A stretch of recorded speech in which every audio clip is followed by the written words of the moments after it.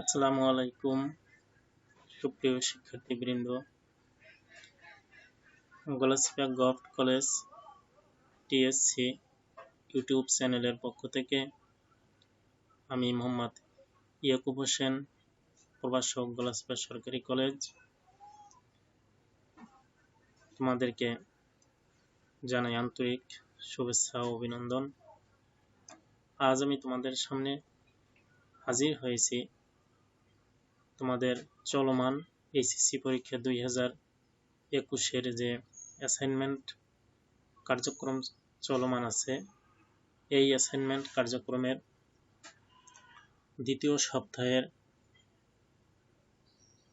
Assignment 2 নম্বর assignment ইতিহাস দ্বিতীয় পত্রের অ্যাসাইনমেন্ট নিয়ে হাজির হয়েছি। তো বন্ধুরা, তোমরা যারা আমার চ্যানেলে নতুন, অবশ্যই আমার চ্যানেলটি সাবস্ক্রাইব করবে, লাইক করবে, কমেন্ট করবে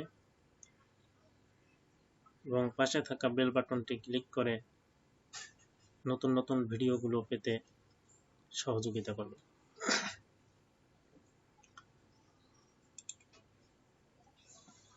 প্রিয় শিক্ষার্থীবৃন্দ, এখানে আমি লক্ষ্য করো 2021 সালের এইচএসসি পরীক্ষার্থীদের জন্য পুনর্বিন্যাসকৃত পাঠ্যসূচির ভিত্তিতে প্রণীত যে অ্যাসাইনমেন্ট গ্রিড আছে, এই গ্রিডে গুচ্ছ 1-এ ইতিহাস এখানে দেওয়া আছে। এই ইতিহাসের আজকে আমরা দ্বিতীয় সপ্তাহের, এই দেখো দ্বিতীয়র ঘরে এই 2 লেখা আছে, অর্থাৎ আমাদের অ্যাসাইনমেন্ট নম্বর হবে 2। দ্বিতীয় সপ্তাহের অ্যাসাইনমেন্ট নিয়ে আলোচনা করব। লক্ষ্য করো, এখানে তোমাদের এই যে দ্বিতীয় সপ্তাহের যে অ্যাসাইনমেন্ট লিখতে হবে, এই অ্যাসাইনমেন্টের প্রশ্নটি আমি এখানে দিয়েছি। দ্বিতীয় অধ্যায় অ্যাসাইনমেন্ট তথা প্রশ্নটি হলো, যে বিষয় সম্পর্কে অ্যাসাইনমেন্ট লিখতে হবে, ফরাসি বিপ্লব পরবর্তী ফ্রান্স পুনর্গঠনে নেপোলিয়ন বোনাপার্টের গণমুখী সংস্কার মূল্যায়ন। এখানে শিখন ফলগুলো দেয়া আছে, কি কোন কোন ধাপে এখানে উত্তরগুলো লিখতে হবে সে সংকেতগুলো দেয়া আছে।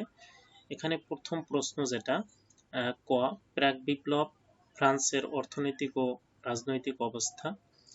তো এই কয়ের উত্তরটা লিখতে তোমরা যদি ভালো করে লেখো, যেমন এখানে নাম্বারিং করা আছে 4, 3, 2, 1, অর্থাৎ প্রাক বিপ্লব ফ্রান্সের রাজনৈতিক ও অর্থনৈতিক অবস্থা সঠিকভাবে তোমরা বর্ণনা করতে পারলে 4 নম্বর পাবে। যদি অধিকাংশই সঠিক লেখো কিন্তু একদম পূর্ণাঙ্গ না, তো সেক্ষেত্রে নাম্বার আসবে 3। যদি বর্ণনাটা আংশিক হলে নাম্বার হবে 2, আর বর্ণনাটা যথাযথভাবে না হলে নাম্বার হবে 1। তো শিক্ষার্থীবৃন্দ, এখানে পর্যায়ক্রমে খ, গ, ঘ, ও, তো এভাবে সবগুলো প্রশ্নেরই দিক নির্দেশনা এখানে দেয়া আছে। তো আসো আমরা আজকের অ্যাসাইনমেন্ট নিয়ে আলোচনা করব। শিক্ষার্থীবৃন্দ, আজকে অ্যাসাইনমেন্ট নম্বর 2 ইতিহাস দ্বিতীয় পত্র দ্বিতীয় অধ্যায় ফরাসি বিপ্লব, বিষয় কোড 305, অ্যাসাইনমেন্টের নম্বর হবে 20। আজকের অ্যাসাইনমেন্টের শিরোনাম, ফরাসি বিপ্লব পরবর্তী ফ্রান্স পুনর্গঠনে নেপোলিয়ন বোনাপার্টের গণমুখী সংস্কার মূল্যায়ন। প্রিয় শিক্ষার্থীবৃন্দ, এখানে তোমাদের প্রথম প্রশ্ন, ক, প্রাক বিপ্লব ফ্রান্সের অর্থনৈতিক ও রাজনৈতিক অবস্থা নিয়ে আলোচনা হবে। লক্ষ্য করো, ফরাসি বিপ্লব 1789 থেকে 1799 ইউরোপ এবং পশ্চিমা সভ্যতার ইতিহাসে সবচেয়ে গুরুত্বপূর্ণ ঘটনা। এই বিপ্লবের সময় ফ্রান্সে নিরঙ্কুশ রাজতন্ত্র বিলুপ্ত হয়ে প্রজাতান্ত্রিক আদর্শের অগ্রযাত্রা শুরু হয় এবং একই সাথে দেশের রোমান ক্যাথলিক চার্চ সকল গোঁড়ামি ত্যাগ করে নিজেকে পুনর্গঠন করতে বাধ্য হয়। ফরাসি বিপ্লবকে পশ্চিমা গণতন্ত্রের ইতিহাসে একটি জটিল সন্ধিক্ষণ হিসেবে চিহ্নিত করা হয়, যার মাধ্যমে পশ্চিমা সভ্যতা নিরঙ্কুশ রাজনীতি এবং অভিজাততন্ত্র থেকে নাগরিকত্বের যুগে পদার্পণ করে। ঐতিহাসিকরা এই বিপ্লবকে মানব ইতিহাসের অন্যতম গুরুত্বপূর্ণ ঘটনা হিসেবে বিবেচনা করেন। ফরাসি বিপ্লবের মূলনীতি ছিল সাম্য, মৈত্রী, স্বাধীনতা। এই স্লোগানটি বিপ্লবের চালিকা শক্তিতে পরিণত হয়েছিল, যার মাধ্যমে সামরিক এবং অহিংস উভয়বিধ পদ্ধতি অনুসরণের মাধ্যমে পশ্চিমা বিশ্বে গণতন্ত্র প্রতিষ্ঠিত হয়। এই স্লোগানটি তখন সকল কর্মীর প্রাণের কথায় পরিণত হয়েছিল।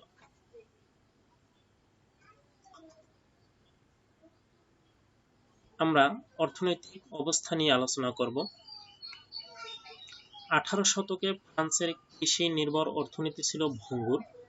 ফ্রান্সের 2,50,00,000 লোকের মধ্যে 2,10,00,000 কৃষিকাজে জড়িত ছিল। শিল্পের ব্যাপারে সরকারের কোনো উদ্যোগ ছিল না, এমনকি কৃষির আধুনিকীকরণের জন্যও কোনো সুনির্দিষ্ট পরিকল্পনা সরকারের ছিল না। উপরন্তু 1788 খ্রিস্টাব্দ থেকে পরপর 5 বছর শস্যহানি ও আলুর ফসলের ক্ষতি, খাদ্যশস্যের দামের ঊর্ধ্বগতি ও নিম্ন মজুরি অর্থনৈতিক সংকটকে আরও তীব্র করে। এজন্য ক্ষমতাসীন ফ্রান্সের বুর্ব সরকারের গৃহীত ভুল অর্থনৈতিক পদক্ষেপ দায়ী ছিল। নিম্নে অর্থনৈতিক অবস্থা তুলে ধরা হলো। কর ব্যবস্থা। ফ্রান্সের বুর্ব সরকার 3 ধরনের প্রত্যক্ষ কর চালু করেছিলেন, যেমন 1. টেইলি বা ভূমি কর। এই কর ফরাসিদের ভূমি অনুসারে ধার্য করা হতো, কিন্তু বাস্তবে মধ্যবিত্ত ও দরিদ্র কৃষকদের এই কর দিতে হতো। 2. ক্যাপিটেশন বা উৎপাদন কর। ফরাসিদের উৎপাদনের উপর এই কর ধার্য করা হতো। বাস্তবে যাজক ও অভিযাত্রা এই কর প্রদান থেকে অব্যাহতি পেতেন এবং ফ্রান্সের সাধারণ জনগণকেই তা দিতে হতো। 3. ভিংতিয়েমে বা আয়কর, যা জনগণকেই দিতে হতো। এছাড়া পরোক্ষ কর হিসাবে ছিল লবণ কর, আবগারি শুল্ক, দলিলপত্রের কর, আন্তঃপ্রাদেশিক শুল্ক, ধর্মকর, জন্ম ও মৃত্যু নিবন্ধন কর ইত্যাদি। যাজক ও অভিজাত সম্প্রদায়, যারা ফ্রান্সের মোট সম্পদের 40 ভাগের মালিক ছিল, তারা কর দিত না। যাজক সম্প্রদায় পৈসির চুক্তি 1561 অনুযায়ী স্বেচ্ছা কর দিত, যা না দেয়ারই নামান্তর। অভিজাতরাও নানাভাবে কর এড়িয়ে যেত। 3টি প্রত্যক্ষ কর ও অন্যান্য কর তৃতীয় শ্রেণীর মানুষের উপরই পড়ত। অতএব দেখা যায়, যাদের কর প্রদানের ক্ষমতা ছিল, অভিজাত যাজক শ্রেণী, তারা কর প্রদান থেকে অব্যাহতি ভোগ করত। আবার যাদের কর প্রদানের ক্ষমতা ছিল না, যেমন বুর্জোয়া, কৃষক, শ্রমিক, তাদেরই করের বোঝা বহন করতে হতো। এছাড়া ইন্টেন্ট নামে যে রাজস্ব কর্মচারীরা কর আদায় করত, তারা ছিল অমিত ব্যয়ী ও দুর্নীতিপরায়ণ। ফলে যে কর আদায় হতো তার অধিকাংশ রাজকোষে জমা হতো না। সরকার ও রাজ পরিবারের অপচয়। সরকারের রাজস্ব খাতে যা আয় হতো তা দিয়ে কর্মচারীদের বেতন, যুদ্ধের খরচ ও রাজপরিবারের ব্যয় নির্বাহ করা যেত না। গুডউইনের বর্ণনা মতে ভার্সাইয়ের রাজসভায় 18,000 কর্মচারী নিযুক্ত ছিল। এদের মধ্যে 16,000 কর্মচারী কেবল রাজপ্রাসাদের কাজে নিয়োজিত ছিল। ষোড়শ লুইয়ের রানী মারিয়া আততায়ী এর খাস চাকরের সংখ্যা ছিল 500 জন। রানী নিত্য নতুন ভোজসভা ও পোশাকের জন্য পানির মতো অর্থ খরচ করতেন। ভার্সাই রাজপ্রাসাদ ছিল জাঁকজমক ও বিলাসিতায় পরিপূর্ণ। মুদ্রাস্ফীতি ও মার্কান্টাইলবাদ। লক্ষ্য করো, অষ্টাদশ শতকের দক্ষিণ আমেরিকা থেকে 57,000 মেট্রিক টন রূপা এবং 1900 টন সোনা ইউরোপে আমদানি করা হয়, যার অনেকটাই ফ্রান্সে প্রবেশ করে। এতে ফ্রান্সে মুদ্রাস্ফীতি দেখা দেয়, জিনিসপত্রের দাম বেড়ে যায়। অন্যদিকে ফসলহানির জন্য খাদ্যের দামও বাড়ে, কিন্তু শ্রমিকের মজুরি বাড়েনি। ফলে খাদ্যের জন্য দাঙ্গা আরম্ভ হয়। মার্কান্টাইল মতবাদ বা সংরক্ষণবাদ অনুযায়ী খাদ্যশস্য দেশের বাহিরে রপ্তানি করা নিষিদ্ধ ছিল। খাদ্যশস্য রপ্তানি ও অবাধ বিক্রি নিষিদ্ধ থাকায় খাদ্যদ্রব্যের ন্যায্য দাম পাওয়া যেত না। সরকার মনে করত, কৃষকরা উদ্বৃত্ত খাদ্য দেশের বাহিরে রপ্তানি করলে দেশে খাদ্যাভাব দেখা দিবে। মার্কান্টাইলবাদীরা বিশ্বাস করত যে পৃথিবীতে সম্পদের পরিমাণ সীমিত, সুতরাং অবাধে খাদ্যদ্রব্য আমদানি রপ্তানি করলে সম্পদ শেষ হয়ে যাবে। ফিজিওক্রাট। ফরাসি বিপ্লবের আগে অ্যাডাম স্মিথের অনুপ্রেরণায় একদল অর্থনীতিবিদদের আত্মপ্রকাশ ঘটে, যাদের দাবি ছিল অবাধ বাণিজ্য ও বেসরকারি শিল্প স্থাপন। তাদের বক্তব্য, বিশ্বের সম্পদের সীমাবদ্ধতা নেই, যতই খাদ্য ও শিল্প বস্তুর উৎপাদন বাড়বে ততই সম্পদ বৃদ্ধি পাবে। তারা বলেন, মার্কান্টাইলবাদ জনিত সংরক্ষণ নীতির ফলে বাণিজ্যে মন্দা এবং দরিদ্রতা বাড়ছে। সংকট মোকাবিলায় ব্যর্থ হয় ষোড়শলুই 5ই জুলাই 1789 সালে স্টেট জেনারেল বা জাতীয় সভার অধিবেশন ডাকেন। প্রায় 200 বছর পর জাতির প্রতি রাজার এই আহ্বান বুর্বো সরকারের দুর্বলতা প্রকাশ করে। বুর্জোয়া শ্রেণী এ সুযোগ নিয়ে তৃতীয় শ্রেণীর মাধ্যমে বিপ্লব শুরু করে। রাজনৈতিক অবস্থা।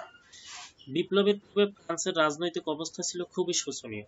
রাজা চতুর্দশ লুই ফরাসি রাজতন্ত্রকে একটি স্বৈরতান্ত্রিক প্রতিষ্ঠানে পরিণত করেন। 1614 থেকে 1789 সাল পর্যন্ত ফ্রান্সে কোনো পার্লামেন্ট আহ্বান করা হয়নি। এর ফলে রাজাই ছিলেন সকল ক্ষমতার উৎস। রাজনৈতিক অবস্থার মধ্যে স্বৈরাচারী রাজতন্ত্র। অষ্টাদশ শতকে ফ্রান্স সহ ইউরোপে স্বৈরাচারী রাজতন্ত্র বিদ্যমান ছিল। রাজ্যকে রাজার ব্যক্তিগত কিংবা রাজবংশের সম্পত্তি বলে মনে করত। ফ্রান্সের রাজা চতুর্দশ লুই 1643 থেকে 1715 রাজতন্ত্রকে একটি স্বৈরতন্ত্রী প্রতিষ্ঠানে পরিণত করেন। এ যুগের রাজারা নিজেদের ঈশ্বরের প্রতিনিধি মনে করতেন। তারা মনে করতেন রাজ্য শাসন করার জন্য ঈশ্বর তাদের প্রেরণ করেছেন। তাদের কাজের জন্য তারা ঈশ্বরের কাছে জবাবদিহি করবেন, মানুষের কাছে নয়। চতুর্দশ লুই বলেন, I am the law, I am the state. আমি আইন, আমি রাষ্ট্র। প্রতিনিধি পরিষদ না থাকায় রাজারা তাদের ইচ্ছে মতো শাসন কার্য পরিচালনা করতেন।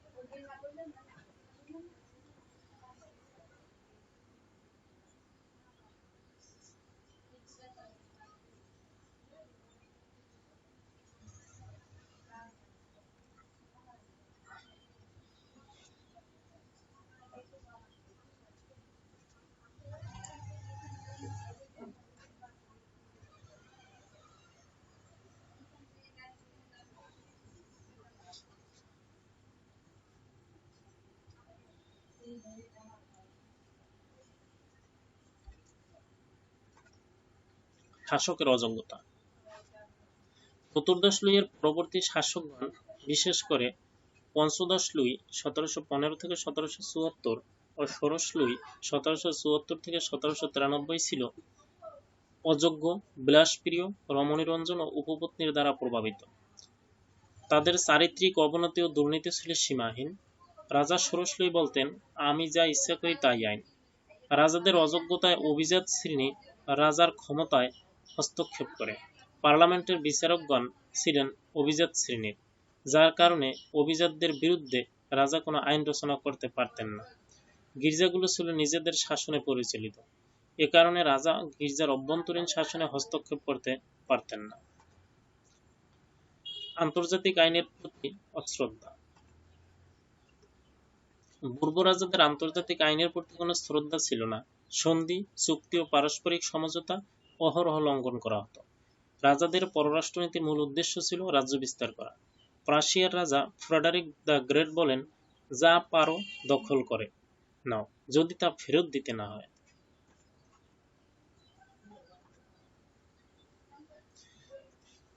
তোমাদের দ্বিতীয় প্রশ্ন, খ, বিপ্লবের ঘটনা প্রবাহ। এখন লক্ষ্য করো, ষোড়শ লুইয়ের ক্ষমতা গ্রহণ। 1774 খ্রিস্টাব্দে পূর্ববংশীয় রাজা ষোড়শ লুই যখন ক্ষমতা গ্রহণ করেন, তখন থেকেই ফ্রান্সে বিপ্লবের ক্ষেত্র প্রস্তুত হয়ে গেছে। তার মতো অযোগ্য ও নারীবিলাসী শাসকের পক্ষে এ অবস্থা সামাল দেওয়া সম্ভব ছিল না, ফলে বিপ্লব অনিবার্য হয়। তৃতীয় শ্রেণীর বিদ্রোহ। ষোড়শ লুই নিজেকে সংকট থেকে বাঁচাতে 5ই জুন 1789 খ্রিস্টাব্দে প্রায় 200 বছর পর স্টেটস জেনারেলের অধিবেশন ডাকেন। স্টেট জেনারেলের 1214 জন সদস্যের মধ্যে তৃতীয় শ্রেণী ছিল 621 জন, অর্থাৎ সংখ্যায় তৃতীয় শ্রেণী বেশি ছিল। ফলে তৃতীয় শ্রেণী অধিবেশনের শুরুতে প্রত্যেকের ভোটাধিকারের দাবি জানায়। রাজা ভাবলেন, প্রতিনিধিদের প্রত্যেককে ভোটাধিকার দিলে তৃতীয় শ্রেণী সংখ্যাগরিষ্ঠ দলে পরিণত হবে। তাই রাজা তাদের দাবি অগ্রাহ্য করলেন এবং জাতীয় পরিষদের অধিবেশন স্থগিত করলেন। তারা তাদের দাবিতে অনড় থাকে। অবশেষে 16ই মে 1789 খ্রিস্টাব্দে তৃতীয় শ্রেণী নিজেদের ফ্রান্সের ন্যাশনাল অ্যাসেম্বলি বলে ঘোষণা করেন। মূলত তখন থেকে ফরাসি বিপ্লব শুরু হয়।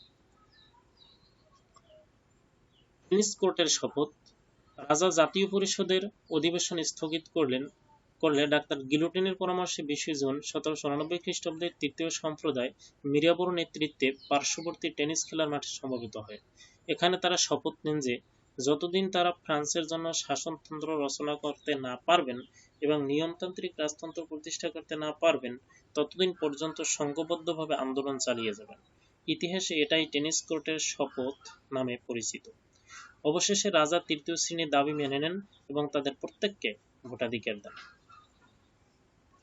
শিক্ষার্থীবৃন্দ, লক্ষ্য করো, বাস্তিল দুর্গের পতন। সময় ফ্রান্সে ফসলহানির ফলে চরম খাদ্যাভাব দেখা দেয়। অসহায় কৃষককুল খাদ্যের সন্ধানে গ্রাম ছেড়ে রাজধানী প্যারিসে দলে দলে জড়ো হতে থাকে।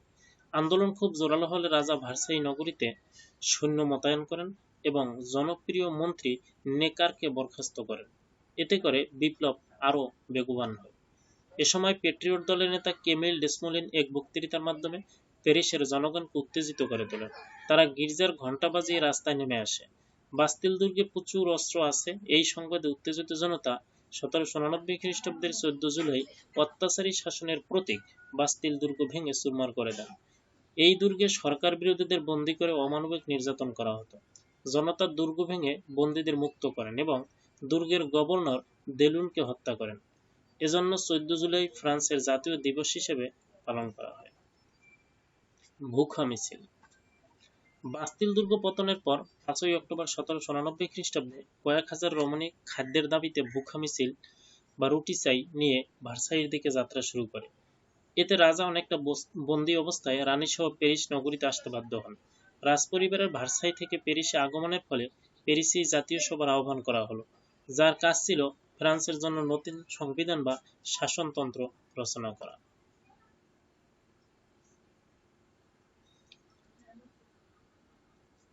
রাজতন্ত্রের পতন। 1791 খ্রিস্টাব্দের 3রা সেপ্টেম্বর সংবিধান সভার কার্যকাল শেষ হয়। 1 অক্টোবর থেকে বিধানসভার লেজিসলেটিভ অ্যাসেম্বলি কার্যক্রম শুরু হয় এবং তা 1792 খ্রিস্টাব্দের 20 সেপ্টেম্বর পর্যন্ত অব্যাহত থাকে। বিধানসভার শাসনকালে ফ্রান্সের দ্রুত অনেক কিছুর পরিবর্তন ঘটতে থাকে। বিপ্লব বিরোধী শক্তি মাথাছাড়া দিয়ে ওঠে। চারদিকে দুর্নীতিবাজ, কালোবাজারি, লুটেরা অপতৎপরতায় লিপ্ত থাকে। 1792 খ্রিস্টাব্দের 10 আগস্ট প্যারিসের বিপ্লবী কমিউনগুলো রাজা রানীকে বন্দী করে। অবশেষে বিধানসভা রাজতন্ত্র উচ্ছেদের ঘোষণা দিতে বাধ্য হয়।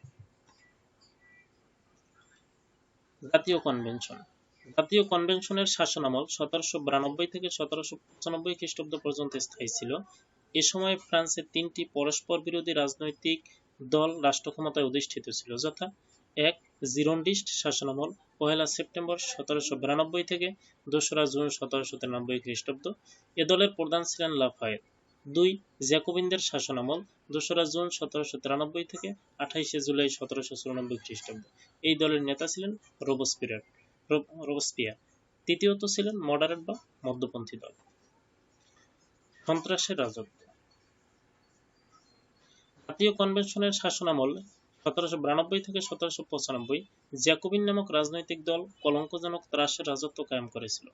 সন্ত্রাসের রাজত্বের প্রধান স্থপতি ছিলেন রোবসপিয়ার এবং অন্যতম নেতা ছিলেন দান্তেও মরার্ট। রোবসপিয়ার বলেন, ফ্রান্সের চারদিকে যেভাবে বিশৃঙ্খলা বিদ্রোহ সৃষ্টি হয়েছে তাকে দমন করতে হলে সন্ত্রাসের রাজত্ব কায়েম করতে হবে, তা না হলে ফ্রান্স খড়কুটার ন্যায় ভেসে যাবে। সন্ত্রাস বা ভীতিকর অবস্থার সৃষ্টি করে প্রতি বিপ্লব দমন করা হয়েছিল বলে জ্যাকোবিন দলের এ শাসন ব্যবস্থাকে সন্ত্রাসের রাজত্ব বলা হয়।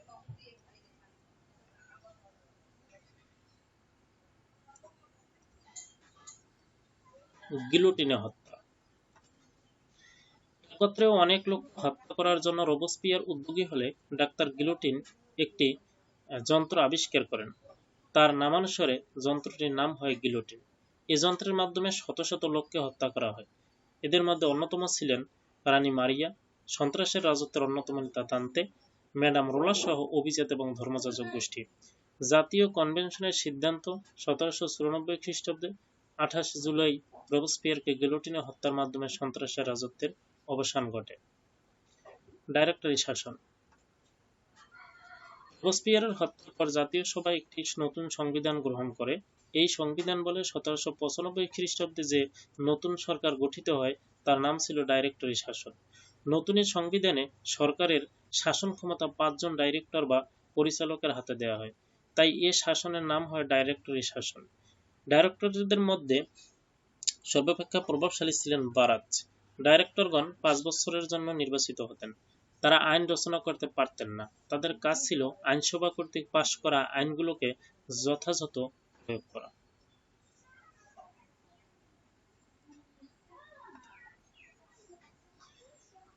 আমাদের তৃতীয় প্রশ্ন, বিপ্লবের প্রভাব। ফরাসি বিপ্লবের প্রভাব ছিল সুদূর প্রসারী। এই বিপ্লব ইউরোপ সহ গোটা বিশ্বকে প্রভাবিত করে। বিপ্লবের ফলে ইউরোপের বিভিন্ন দেশের জনগণের মধ্যে উৎসাহ সৃষ্টি হলে শাসক গোষ্ঠী শঙ্কিত হয়ে ওঠে।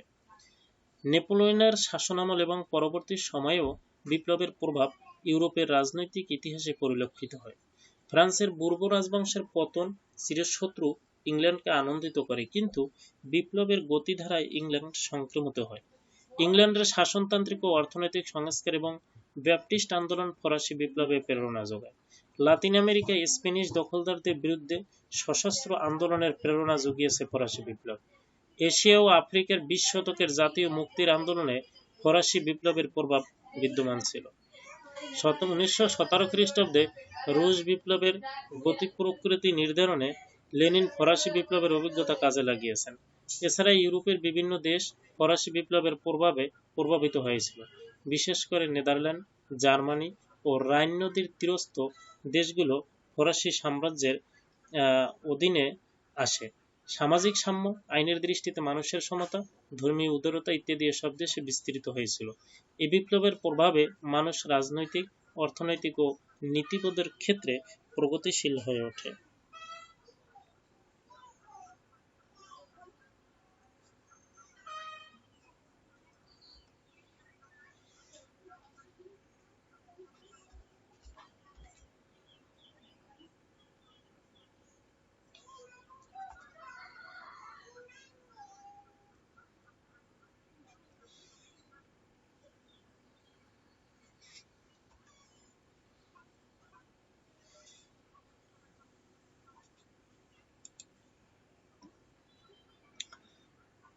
ফ্রান্সের সমাজ ব্যবস্থায় দীর্ঘ যুগের জরাজীর্ণতা, সংকীর্ণতা, কুসংস্কারকে ফরাসি বিপ্লব ঝেঁটিয়ে ফেলে এক নতুন সমাজের শুভ সূচনা করে।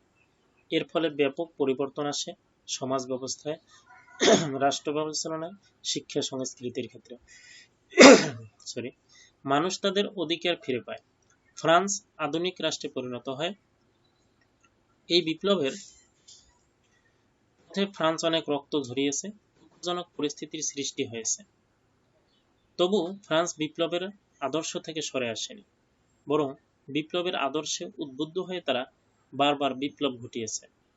একটা ঘুণে ধরা সমাজকে পরিবর্তন করতে বিপ্লব যে কতখানি গুরুত্বপূর্ণ অবদান রাখতে পারে তা ফরাসি বিপ্লব বারবার স্মরণ করিয়ে দেয়। এই বিপ্লব ছাত্র ছাত্রীদের ঘুমিয়ে থাকা চেতনাকে জাগ্রত করে। তারা অন্যায়, অসত্য ও অসাম্প্রদায়িকতার বিরুদ্ধে রুখে দাঁড়ানোর শক্তি অর্জন করে।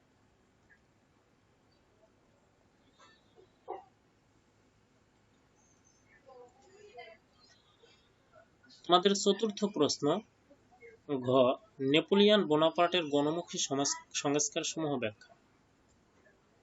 একজন শ্রেষ্ঠ সংস্কারক হিসেবে নেপোলিয়ন বোনাপার্টের নাম ইতিহাসে সর্বাধিক পরিচিত। নেপোলিয়ন জানতেন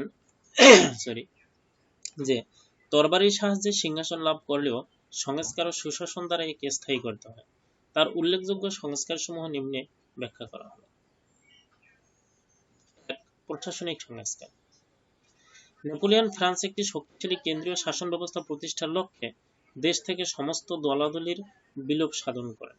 অভিজাত যাজক শ্রেণীর সুযোগ সুবিধা বাতিল করেন। সমাজ থেকে শ্রেণী বিভাগ উঠিয়ে দেন। দাসপ্রথা বিলুপ্ত ঘোষণা করেন। 4 কক্ষ বিশিষ্ট আইনসভা প্রবর্তন করেন। জনগণ কর্তৃক সরকারি কর্মচারীগণের নির্বাচন ব্যবস্থা লোপ করে প্রথমে কনসাল, পরে সম্রাট কর্তৃক মনোনয়নের প্রথা গৃহীত হয়। দেশের পূর্বের 83টি বিভাগ ঠিক রাখা হয়। প্রত্যেক প্রদেশে একজন করে প্রিফেক্ট নিযুক্ত করেন। বিচার বিভাগের কাঠামো পরিবর্তন না করলেও বিচারপতিগণ সম্রাট কর্তৃক নিযুক্ত করেন।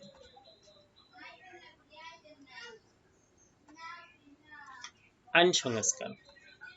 নেপোলিয়ন বিশ্বে সর্বাধিক খ্যাতি অর্জন করেছেন তার আইনের বিধিবিধান সংস্কারের মাধ্যমে। তার আইনবিধি বা কোড অফ নেপোলিয়ন বিশ্বে সমাদৃত। তিনি নতুন সমাজ গঠনের উদ্দেশ্যে আইনগুলোকে সংকলন এবং পরিমার্জিত করার জন্য ট্রেনসেট সহ বিশিষ্ট আইনগত ব্যক্তিদের নিয়ে একটি কমিটি গঠন করেন। এই কমিটির সুপারিশক্রমে 1804 খ্রিস্টাব্দে নেপোলিয়ন যে আইন চালু করেন তাই কোড অফ নেপোলিয়ন নামে পরিচিত। কোড অফ নেপোলিয়নের ধারা ছিল 2287টি। তিনি 3টি অংশে তার এই আইনকে বিভক্ত করেছিলেন। প্রথম অংশ দেওয়ানি কোড। দেওয়ানি কোডের অন্তর্ভুক্ত ছিল 1. এই আইনে সকল ব্যক্তির সমানাধিকার স্থাপিত হয়। 2. সামাজিক ন্যায় বিস্তার স্থাপিত হয়। বিশেষ ব্যক্তির বা গোষ্ঠীর অধিকার বিলুপ্ত হয়। 3. যোগ্যতার ভিত্তিতে চাকুরিতে নিয়োগ লাভের অধিকার প্রতিষ্ঠিত হয়। 4. পৈতৃক সম্পত্তিতে সকল সন্তানের সমানাধিকার দান করা হয়। 5. রেজিস্ট্রি বিবাহ এবং বিবাহ বিচ্ছেদ বৈধ বলে ঘোষণা করেন। 6. সন্তানের ভরণ পোষণ পিতার বৈধ দায়িত্ব বলে স্বীকৃতি পায়।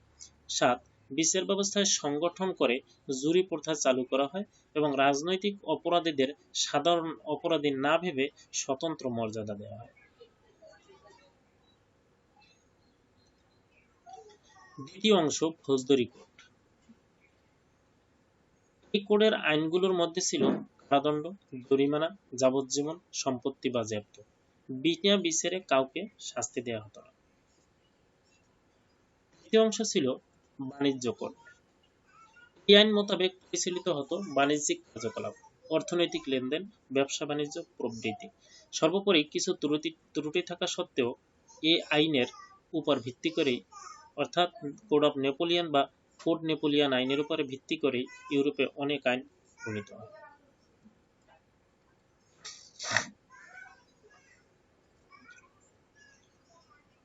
অর্থনৈতিক সংস্কার।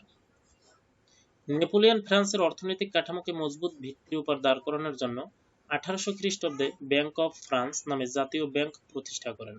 পরবর্তীকালে এই ব্যাংক প্রথা পৃথিবীর অন্যতম নিখুঁত অর্থনৈতিক ব্যবস্থা রূপে আদৃত হয়। অর্থনৈতিক ব্যবস্থাকে গতিশীল করার জন্য বকেয়া করা দায়, নতুন রাজস্ব নির্ধারণ এবং বিজিত রাজ্যগুলোতে নতুন কর ধার্য করে ফ্রান্সের সামরিক ব্যয়ের জন্য বরাদ্দ করা হয়। তিনি কৃষকদের কর হ্রাস করেন, ব্যবসা বাণিজ্যের সুবিধার জন্য নতুন 220টি রাস্তা তৈরি ও পুরাতন রাস্তা সংস্কার করেন, বেকার সমস্যা সমাধানের জন্য জাতীয় পরিকল্পনা গ্রহণ করেন। সামাজিক সংস্কার। নেপোলিয়ন স্বেচ্ছাচারী শাসক হলেও সামাজিক বৈষম্য দূর করার জন্য তিনি শ্রেণীগত মর্যাদার পরিবর্তে ব্যক্তিগত যোগ্যতাকে অধিক মূল্যায়ন করতেন। অসাম্য দূর, শ্রেণী শোষণ রোধ করে নেপোলিয়ন একটি নতুন সমাজের জন্ম দেন। সেবা ও যোগ্যতার উপর ভিত্তি করে দ্য লিজিয়ন অফ অনার নামে সম্মানসূচক খেতাব দেওয়ার প্রথা চালু করেন। শিক্ষা সংস্কার। নেপোলিয়ন শিক্ষা ব্যবস্থাকে প্রাথমিক, মাধ্যমিক, টেকনিক্যাল এবং উচ্চ পর্যায়ে এই 4টি ভাগ করেছিলেন। বিদ্যালয় স্তরে রাষ্ট্রবিজ্ঞান এবং ইতিহাস বিষয়ের উপর গুরুত্ব দেওয়া হতো। ল্যাটিন, ফরাসি ভাষা এবং সাধারণ বিজ্ঞান শিক্ষার জন্য গ্রামার স্কুল চালু ছিল।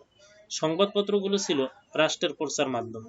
সামরিক এবং চিকিৎসার জন্য 2টি আলাদা বিদ্যালয় চালু করেন। শিক্ষক প্রশিক্ষণ ব্যবস্থা ছিল। সমগ্র দেশে একই শিক্ষা চালু করার জন্য 1808 খ্রিস্টাব্দে প্যারিসে একটি বিশ্ববিদ্যালয় চালু করেন। তাদের অমর বাণী, নেপোলিয়নের অমর বাণী, তোমরা আমাকে শিক্ষিত মা দাও, আমি তোমাদের একটি শিক্ষিত জাতি উপহার দেব।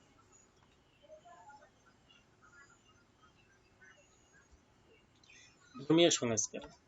নেপোলিয়ন ধর্মীয় ব্যাপারে উদারনীতি গ্রহণ করেছিলেন। তিনি প্রটেস্ট্যান্ট ধর্মের বিলোপ সাধন করে ক্যাথলিক ধর্মের পৃষ্ঠপোষক হন। রাষ্ট্র এবং গির্জার মধ্যে সংঘর্ষ রোধ করার জন্য 1801 খ্রিস্টাব্দে সিদ্ধান্ত হয় যে ফরাসি চার্চের ঊর্ধ্বতন যাজকগণ প্রথম রাষ্ট্র কর্তৃক নিযুক্ত হবেন এবং পোপ কর্তৃক এই নিয়োগ অনুমোদিত হবে। অপরদিকে নিম্ন স্তরের যাজকগণকে বিশপগণ নিযুক্ত করবেন, যা সরকার দ্বারা অনুমোদিত হবে। যাজকগণ সরকার কর্তৃক বেতন পাবেন। 7. শিল্প ও বাণিজ্য সংস্কার। নেপোলিয়ন 1802 খ্রিস্টাব্দে চেম্বার অব কমার্স বা বণিক সংঘকে পুনর্গঠিত করেন এবং শিল্পকলা ও কারুশিল্প সংক্রান্ত উপদেষ্টা পরিষদ গঠন করেন। বিদেশি প্রতিযোগিতা থেকে দেশীয় শিল্পাদি রক্ষা করার জন্য আমদানির উপর উচ্চ হারে শুল্ক আরোপ করেন। নতুন সুতার কল আবিষ্কৃত হয় এবং কারখানা পরিচালনা আইন প্ররোচিত হয়।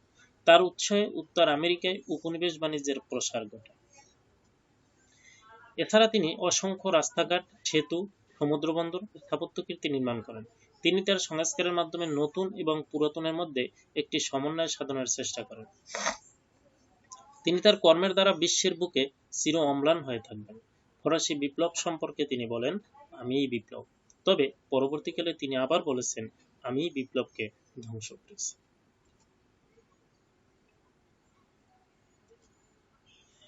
তোমাদের সর্বশেষ প্রশ্ন ও নেপোলিয়ন বোনাপার্টের গণমুখী সংস্কারসমূহের মূল্যায়ন।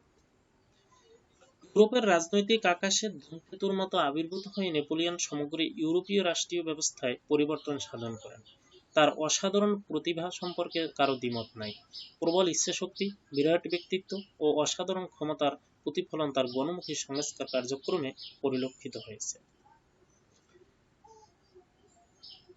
বিজেতা হিসেবে নেপোলিয়ন। বিজেতা হিসেবে নেপোলিয়ন যে বীরত্ব প্রদর্শন করেছেন তাকে পৃথিবীর অন্যতম শ্রেষ্ঠ সমন্বয়ক বলা যায়। বিপ্লবের পরে তিনি কখনো ফ্রান্সের সেনানায়ক, আবার কখনো রাষ্ট্রনায়ক হিসেবে অপূর্ব দক্ষতার পরিচয় দিয়েছেন। নিজের যোগ্যতা বলে মাত্র 17 বছর বয়সে সামরিক বাহিনীতে যোগদান করে 1795 খ্রিস্টাব্দে ফ্রান্সের ডাইরেক্টরির প্রধান শাসক নিযুক্ত হন। তিনি জেনোয়া, ইতালি, হল্যান্ড, সুইজারল্যান্ড প্রভৃতির প্রজাতন্ত্রগুলো ফ্রান্সের অধীনে নিয়ে আসেন। তিনি বিভিন্ন যুদ্ধে অস্ট্রিয়া, প্রাশিয়া ও রাশিয়াকে পরাজিত করেন। সংস্কারক হিসেবে নেপোলিয়ন। একজন দক্ষ সংস্কারক হিসেবে নেপোলিয়ন জনকল্যাণকামী ও সুসংহত শাসন কাঠামো রচনা করেন। তিনি জনগণকে রাজনৈতিক স্বাধীনতা না দিলেও অন্যান্য সুবিধা দান করে সন্তুষ্ট রেখেছিলেন। শাসন ব্যবস্থার সুবিধার জন্য দেশকে 83টি ডিপার্টমেন্টে ভাগ করেছিলেন। নেপোলিয়ন ফ্রান্সে ব্যাংক প্রতিষ্ঠা এবং সেটি মুদ্রানীতির সংস্কার করেন। সর্বাপেক্ষা বড় সংস্কার ছিল আইন প্রণয়ন। কোড নেপোলিয়ন বিশ্বে আজও সমাদৃত। তিনি শিক্ষা ব্যবস্থাকে 4টি স্তরে ভাগ করেছিলেন। তিনি প্যারিস বিশ্ববিদ্যালয় স্থাপন করে উচ্চতর শিক্ষার ব্যবস্থা করেছিলেন। তিনি সামরিক ও বেসামরিক কর্মচারীদের উপাধি বা খেতাব প্রদান চালু করেন। তিনি ক্যাথলিক ধর্মের পৃষ্ঠপোষকতা করেন এবং সুযোগ সুবিধা দান করে যাজকদের অসন্তোষ দূর করেন। রাজনীতিবিদ হিসেবে নেপোলিয়ন। নেপোলিয়ন একজন একনায়ক হয়েও যে গণতান্ত্রিক ভাবাদর্শের প্রবর্তন করেছিলেন তা তার বাস্তব রাজনীতি জ্ঞানের পরিচয় বহন করে। তার স্বল্পকালীন রাজত্বকালের অধিকাংশ সময় ব্যয় হয়েছিল যুদ্ধ বিগ্রহে, কিন্তু তা সত্ত্বেও তার প্রবর্তিত সংস্কার কার্য ইউরোপে আলোড়ন তৈরি করেছিল। তার দেশপ্রেমে নেপোলিয়ন। নেপোলিয়নের চরিত্রে দেশপ্রেমের অসাধারণ পরিচয় পাওয়া যায়। তার চারিত্রিক দৃঢ়তা বলে একতা নির্বাসিত এলবা দ্বীপে হতে প্যারিসে ফিরে ফরাসি সৈন্যদিগকে পুনরায় যুদ্ধের জন্য উদ্বুদ্ধ করেন। তবে তার এই প্রচেষ্টা ব্যর্থ হয়েছিল। তিনি সেন্ট হেলেনা দ্বীপে নির্বাসিত অবস্থায় বলেছিলেন, the March from এলবা to Paris, অর্থাৎ পরাজিত অবস্থায় ফ্রান্সের সম্মান পুনরুদ্ধার করার চেষ্টা। নেপোলিয়ন তার উইলে প্রকাশ করেন যে, ফরাসি জনগণকে আমি এত ভালোবেসেছি যে তাদের মধ্যে সিনু নদীর তীরে আমি সমাধিস্থ হতে চাই। 6 বছর সেন্ট হেলেনা দ্বীপে নির্বাসিত অবস্থায় 1821 খ্রিস্টাব্দে 5ই মে নেপোলিয়ন মৃত্যুবরণ করেন। বিশেষে বলা যায় যে নেপোলিয়ন শুধু ফ্রান্স বা ইউরোপে পরিচিত ছিলেন না, তার প্রভাব ছিল পুরো এশিয়া এবং আফ্রিকা জুড়ে। তার নানাবিধ কর্মকাণ্ডের জন্য বিশ্বব্যাপী আজও তিনি পরিচিত। ধন্যবাদ।